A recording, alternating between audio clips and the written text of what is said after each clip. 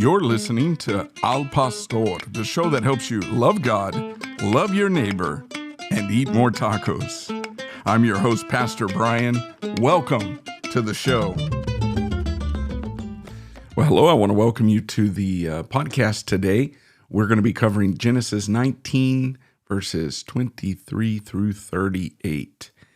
What an interesting title, right? Fire, brimstone, and incest. I know, kind of crazy. So what in the world is going on with our passage of Scripture? Today, I'm going to take a little bit of a different approach with you. I am going to just frame two of the big issues that are here rather than do a walkthrough, but there are plenty of things for you to think about and consider. So in our first section, which covers Genesis 19:23 through 29, it's the issue of Lot's wife becoming a pillar of salt. That's kind of a strange thing. And the command is don't look back, right? And so sometimes we can envision some Sunday school lessons and hey, just walk forward, don't turn around. And if you turn around, you're going to turn into a pillar of salt. And I don't know if you ever played a game before when you were a kid, like don't step on the crack or you're going to break your mama's back, right? Now, this is not a case of playing a childhood game. What Lot's wife did, most likely, and I'll show you the reason for interpreting this way, is that she actually went back. She actually went back into Sodom. And there's an interesting portion of Scripture, which is recorded in the book of Luke, chapter 17, verse 32. If you want a verse to memorize besides Jesus wept, you should memorize Luke 17:32 because Jesus says, remember Lot's wife. So I encourage you to go back, read a little bit of Luke 17, the closing verses, like from, I'm just scoping it out here, from 20 down to 37. Just go through and preview that and see what Jesus is trying to say. And so there seems to be an indication that Lot's wife turned back to Sodom. There's also, so that's the first issue. There's also a lot of good things with Morris. So if you're wondering, how did it rain fire and brimstone? If you need some kind of a logical approach from this, Morris does a really good job speculating if it definitely could have been maybe volcanic activity, if it could have been earthquake, unlocking some sulfur deposits that shot up into the air and rained down.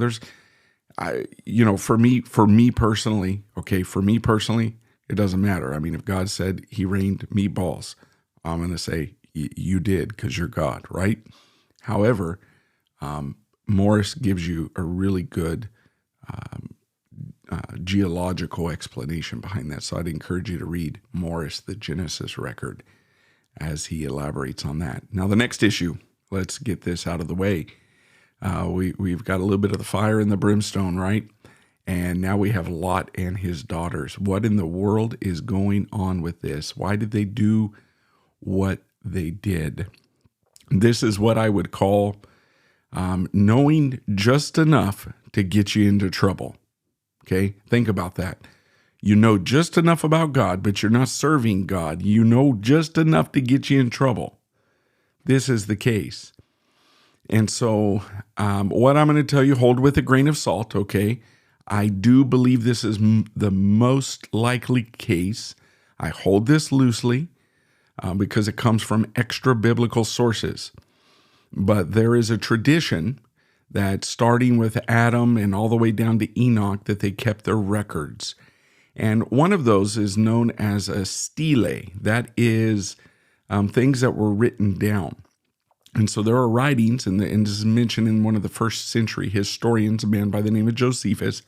He's not a Christian. This is not the Bible, okay? However, he documents from Seth all the way down into Enoch that there was two warnings that the Lord was going to destroy the earth, once by a flood and once by fire. And these, among many other things, were recorded on these steles. It was recorded on rock, chiseled into rock, In case there would be a flood, it could survive. And then there was the exact same stele recorded on clay. In case the Lord decided to destroy the earth by fire, it would be thoroughly baked in. Now, Josephus says that you can go and somehow they were known to that day. So apparently, 1,500 years later about 1,500 years later, their whereabouts were still known. So I want you to think about this. The story of Lot, he had some knowledge of God that had been passed down. They know that the flood had already occurred. There's no doubting that, right? Because they were direct descendants. But they also know that the Lord was going to judge the earth by fire. And you also might wonder, well, where does that come from?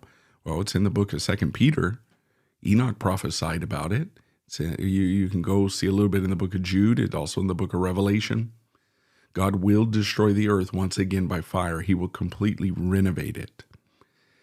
So they have a knowledge of this.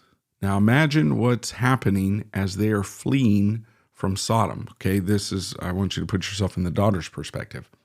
They're fleeing Sodom, and they are thinking, this is it. We are the last ones here on earth. The prophecy has come to pass.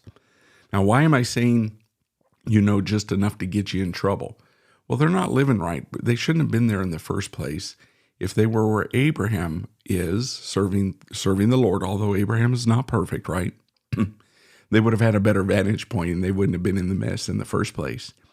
But they think that this is the apocalypse and they are the last ones that are left. I want to draw your attention to verse number 31. It says, and the firstborn said to the younger, our father is old, and there's not a man on earth. I think you should underline that. There's not a man in earth. I'm reading that out of the ESV. Let me look in the New King James. Yep, there is no man on earth to come to us as is the custom of all the earth. So they're like, this is it. We are now the new Noah and his family. That's all that's going to be left. So of course, what are they going to do? They've got to do what they've got to do. They've got to get their father, because their father's probably not going to go along with this. Or, they've come to this epiphany or this realization.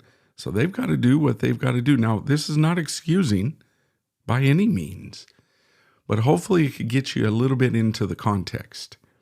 So what I'm going to do is I will post on Faith Life, post several resources where I get this from. And the reason that I'm giving this to you is because this is actually not your typical interpretation. It's actually, this has taken me a long, long time to get to. It's a lot of digging. It's not like I just came up with this yesterday. And to be quite frank with you, not very many commentaries will take the time to cover this.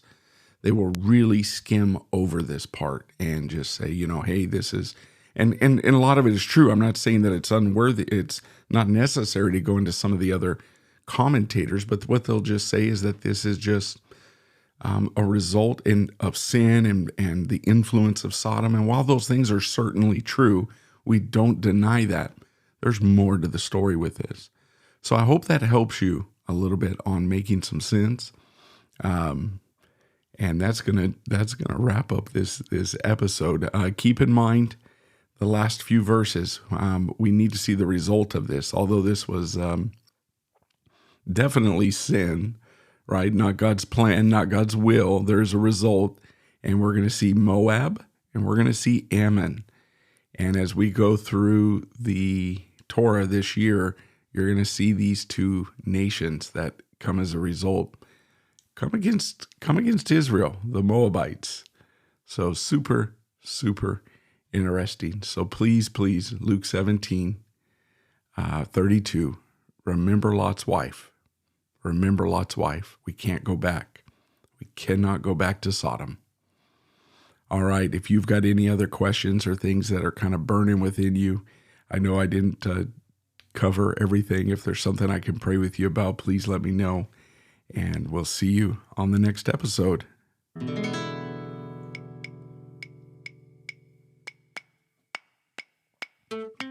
Thank you for listening to Al Pastor with Brian Overturf. If you found value in this, please subscribe and get updates. Most places podcasts are available. We're right here on Anchor FM through Spotify, also on Apple Podcasts, Google Podcasts, Amazon, and iHeartRadio. I hope you'll tune in for the next episode. Until then, we'll see you later.